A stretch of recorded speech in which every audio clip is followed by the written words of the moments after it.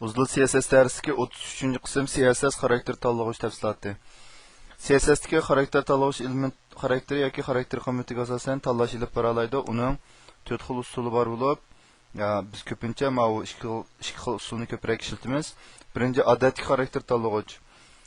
Masalan, ma'lum xarakter elementini tanlamoqchi bo'lsak, xarakter qiymatining qanday bo'lishini qat'iy nazar oddiy xarakter tanlagıçni ishlatishga bo'ldi. Masalan, mana kod qaraydigan bo'lsak, barliq title xarakteriga nisbatan va yoki barliq ulanishninki mana bu adres xarakteriga nisbatan va yoki mana barliq ulanishninki buniki adresi va buniki mana bu eskartish uchurig'iga nisbatan va yoki barliq rasmlarninki eskartish uchurig'iga nisbatan bunda xarakter qiymati belgilash deb ma'lumot yozsak, bu oddiy xarakter tanlag'ich hisoblanadi.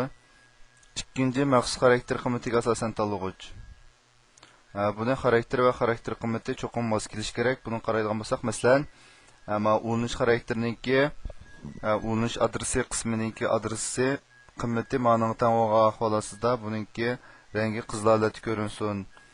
Yoki men ostidagi buningki ulanish adresi bu qimmatga teng bo'lishi ham shundaqla buningki eskartish uchuri uzil bo'lgan vaqtda anadagi buningki rangi qizil ko'rinsin degandek mushkul holatdagi maxsus xarakter qiymatiga asosan tanlash ilib berish bo'ldi. Uchinchi qisman xarakter qiymatiga asosan tanlag'ich. Qisman xarakterga asosan tanlag'ich deganimiz, masalan, buningga ma'lumot yozildi. Masalan, title qiymati figure teng bo'lgan vaqtda bunda bo'lsa bo'ladi yoki class qiymati important teng bo'lgan vaqtda bunda bo'lsa bo'ladi. Bu demakchi o'g'ini yolg'iz mushting'il teng bo'lish emas. Shu qismiy holatda shu shartni qanoatlantirsam, shu xarakter qiymatini berishga bo'ladi demakchi. To'rtinchi, alohida belgilangan xarakter tanlag'ich.